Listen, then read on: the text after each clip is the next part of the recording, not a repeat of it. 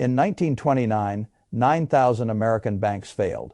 I want you to stop on that number and let it sit in your chest for a second, because most people hear it the way they hear some old statistic in a museum. They hear it as history. I hear it as structure. 9,000 banks did not quietly merge. They did not get rescued with a press release and a weekend facility and a smiling spokesman on television. They failed, they shut their doors, and the people who had done what every sensible person is told to do walked up to those doors and found out that being careful is not the same thing as being protected. Their money was not spent recklessly. It was not put into some foolish speculation. It was placed in institutions they were taught to trust. Then the trust failed faster than the depositors could react. Now here's the part that rarely gets taught straight.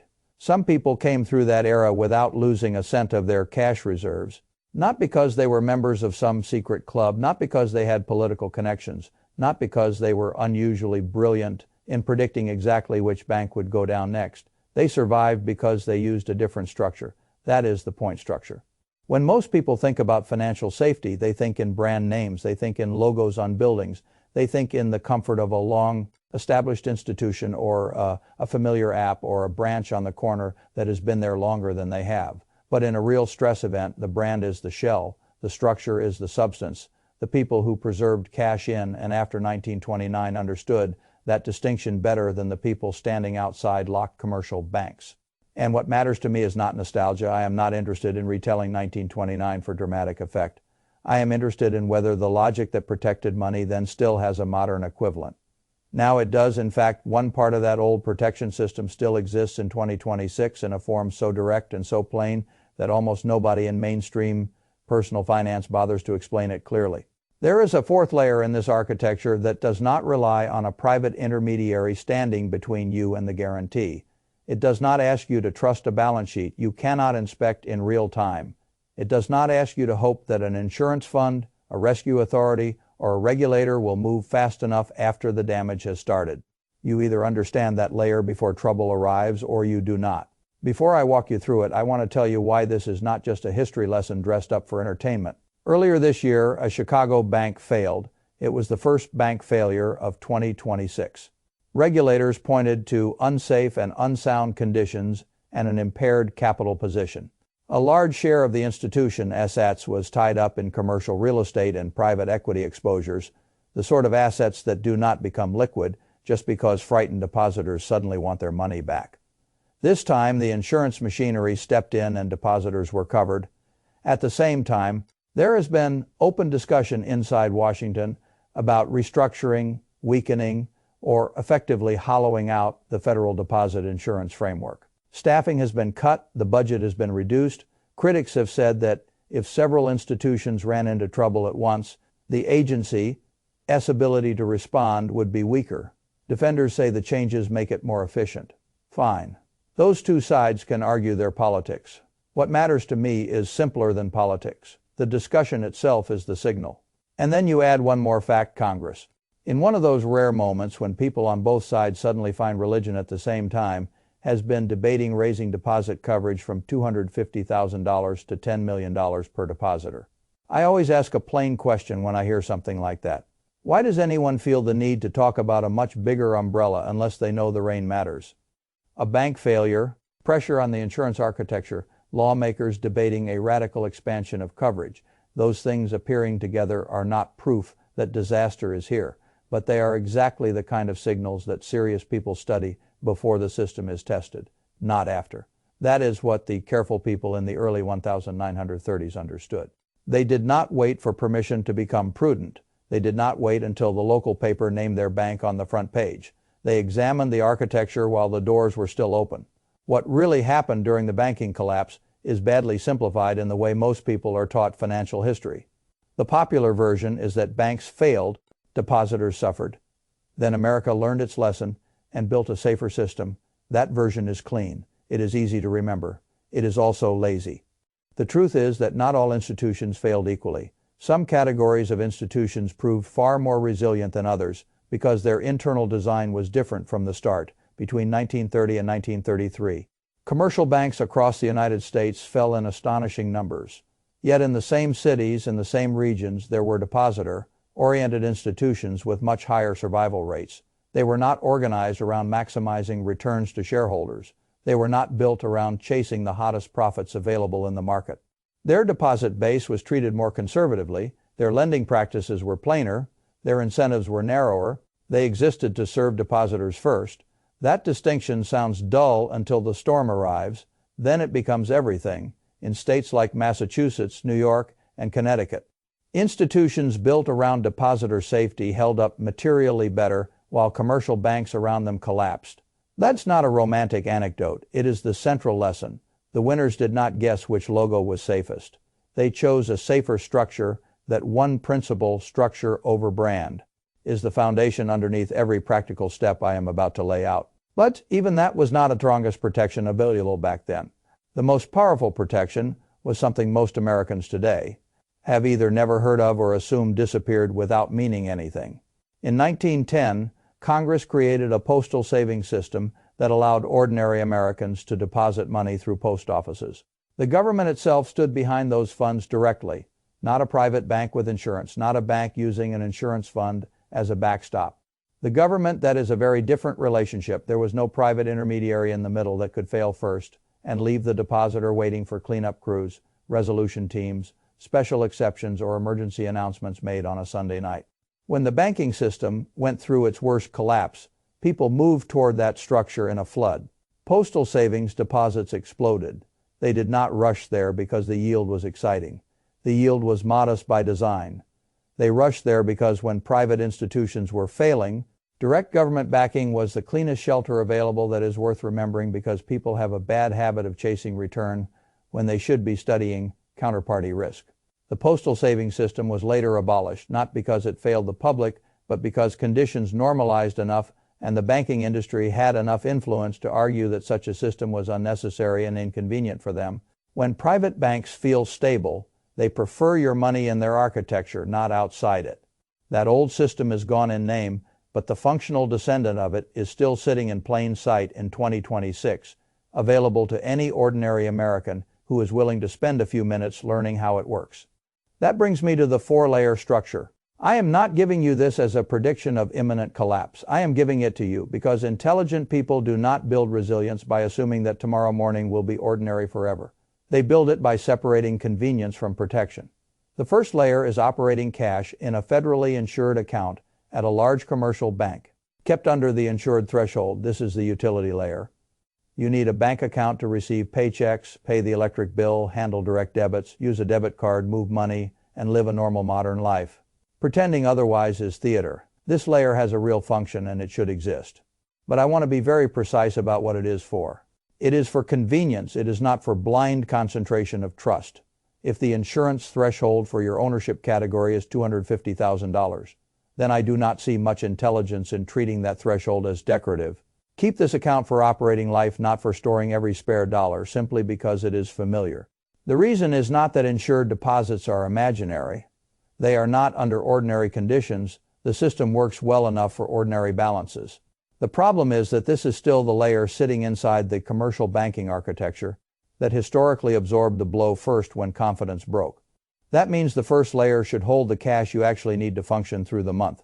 Maybe through a short working window, not the whole pile that represents years of disciplined saving.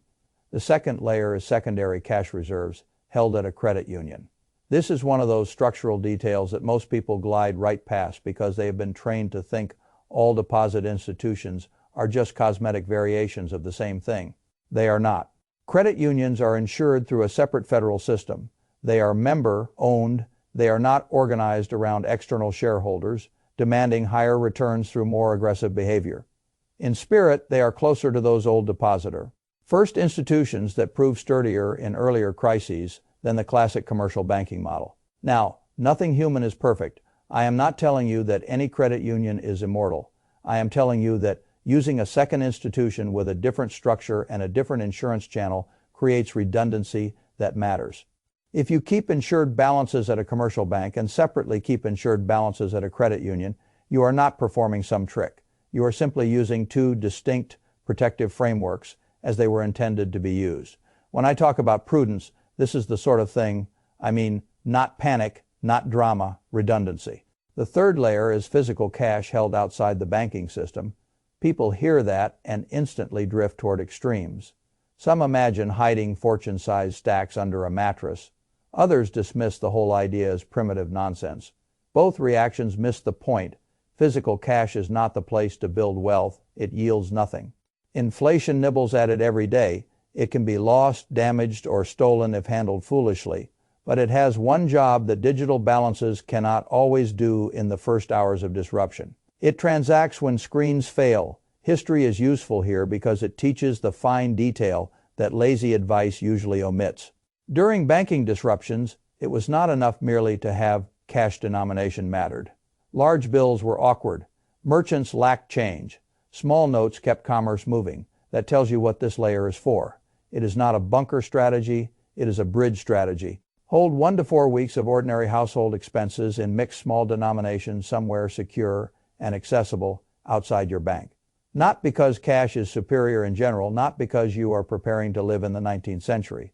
Because if there is a cyber event, a temporary banking freeze, a regional payment interruption, or a short-lived panic that breaks digital access before authorities restore normal channels, this layer gives you transaction capacity when other people have theoretical balances and no way to use them. That is insurance. Real insurance often looks inefficient until the precise moment it stops a minor crisis from becoming a personal disaster.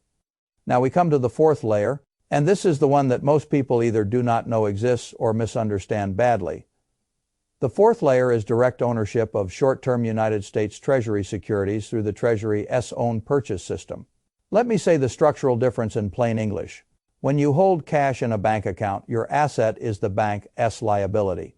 When you buy a short-term Treasury bill directly from the United States government in the government's own system, your claim is not against a private bank, and it is not against an insurance fund standing behind a private bank. Your claim is directly against the sovereign issuer. That is a cleaner line. It is the modern descendant of the old postal savings logic. No private banking intermediary needs to remain healthy for your claim to remain intact.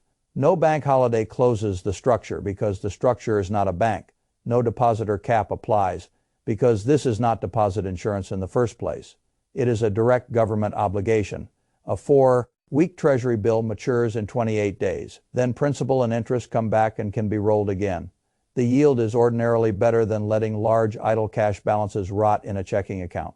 But yield is not the main attraction here. Structure is the government repays or it does not. That is the equation. There is no middle layer that can stumble before the guarantee is tested. This is why the fourth layer matters so much. It removes the intermediary failure point, and that is exactly why almost nobody explains it properly. Most financial commentary gets trapped in a false choice between ordinary bank deposits and much more speculative behavior. But there has always been a third category in between, the category where you keep liquidity in a form that does not depend on a fragile private balance sheet. When Silicon Valley Bank failed in 2023 and another institution followed right behind it, the people whose short-term liquidity sat in direct government bills did not experience a drama narrative. They experienced structural separation. Their exposure was not in the same lane as the deposit panic. That is what you want from a protective layer, not excitement, boredom.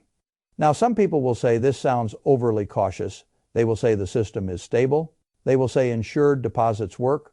They will say most people under the insurance threshold are fine. On the surface, all of that is true enough. But that objection misses the entire reason resilient structures exist. You do not build a roof because it rains every day. You build it because eventually it rains hard enough to matter.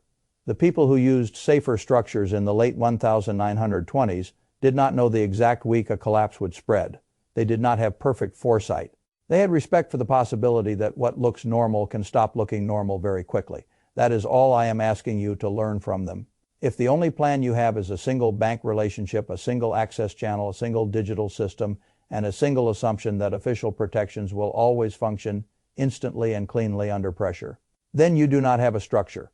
You have a habit, and habits feel safe right up until they are tested. I have spent much of my life studying businesses, balance sheets, incentives, and human behavior. One lesson comes back again and again. Systems do not usually break first, where the public is looking. They break where incentives were misread, where leverage was tolerated, where duration mismatch was ignored, where convenience gradually replaced discipline. A depositor cannot inspect everything happening behind the walls of a financial institution. That is exactly why the depositor must care so much about architecture. Ask yourself a simple question. If you were designing a cash safety plan from scratch today, and you were not already emotionally attached to the ordinary bank account as the default answer, would you really place all your operating cash, reserves, emergency funds, and near-term liquidity inside one commercial institution and call that prudence? I would not. I would want an operating layer for convenience. I would want a second layer in a structurally different institution with a separate insurance path. I would want a short transaction bridge outside the digital system entirely, and I would want a direct sovereign layer that removes private intermediary risk from a meaningful share of my short-term reserves. That is the 1929 lesson translated into modern form. Not fear. Not melodrama, not a prophecy, just structural intelligence. And there is another truth buried inside this conversation that people tend to avoid because it is emotionally uncomfortable. A bank balance feels like property because it appears on your screen under your name, but the legal and economic reality is more nuanced than that feeling. In ordinary times, the distinction barely matters. In stress events, it matters all at once. If the institution holding your balance becomes impaired, your relationship to that money becomes a question of process, insurance, resolution, timing, and discretion. That is not how most people imagine safety. That is because most people have never had to think about the plumbing beneath the user interface with direct government securities. The plumbing is different. That does not mean you should abandon all banks. It means you should stop pretending that all cash forms are identical just because they all show up as numbers. People who lose money in crises are often described as unlucky. Sometimes they are. But many times what the public calls luck is simply exposure that was poorly arranged long before the headlines arrived. The people who came through 1929 with cash intact did not all have better predictions. They had better placement. That is the word I like here, placement. Where does your money sit? Under what legal structure, behind whose balance sheet, protected by what mechanism? Dependent on what institution, accessible through how many channels, frozen by what kind of event, redeemable on what terms? Those questions are not paranoid, they are adult. And once you ask them honestly, the answer usually becomes obvious. A single layer cash strategy is not really a strategy at all. It is a default setting. The 4-layer system changes that. It keeps the useful part of the ordinary banking experience without making that experience responsible for everything. It recognizes that cash has different jobs. Monthly spending is one job, backup reserves are another, emergency transaction capacity is another, direct sovereign safety is another. The mistake people make is forcing one container to serve all 4 jobs. That is how convenience turns into concentration risk. The more I study financial history, the less impressed I become by confident reassurance, and the more impressed I become by simple arrangements that keep working when conditions turn disorderly. Real resilience is usually not glamorous. It is plain, almost boring, and built in advance. The people who rushed toward postal savings in the early 1930s were not chasing excitement. They were moving toward the cleanest line between themselves and the guarantee. That instinct was correct then, and the modern equivalent remains correct now. You do not need to be rich to apply it. You do not need a family office. You do not need to know a senator, hire a strategist, or decode some secret private market memo. You need the willingness to stop treating cash safety as something solved by branding and start treating it as a structural problem with a structural answer. If all of this sounds simple, good. Most durable financial ideas are simple after you strip away the noise. Keep your operating money where you can live from it. Keep reserves in a second. Differently structured institution. Keep a modest bridge in physical cash that can transact immediately. Keep meaningful short-term reserves in direct treasury obligations that no private bank can interrupt. Then go live your life. Because the point of prudence is not to become obsessed with disaster. The point is to remove enough fragility from your setup that you do not have to be obsessed with it. The truth is that the window is always open until it isn't. In every financial disruption, the dividing line arrives before most people emotionally accept that it is real. The prepared act while the unprepared are still explaining why action probably is not necessary. Then the tone changes, then the language changes, then officials tell the public the system is sound, while simultaneously assembling extraordinary measures behind the curtain. I have seen enough of that rhythm to know one thing: You never want to build your protection after the strain is visible to everybody. By then the crowd has arrived. The people who stood outside failed banks in the early 1930s did not need more optimism. They needed a different arrangement before the doors locked. That is what the 1929 strategy really teaches. It teaches that good intentions are not protection, brand recognition is not protection, and routine access is not protection. Protection is structure, and that structure is still available to you right now. The operating account, the secondary reserve at a different kind of institution, the physical cash bridge, the direct treasury layer, 4 layers, 4 distinct jobs. One coherent principle: do not force all your trust into a single point of failure. If you understand that while the doors are still open, then the lesson has already done its work.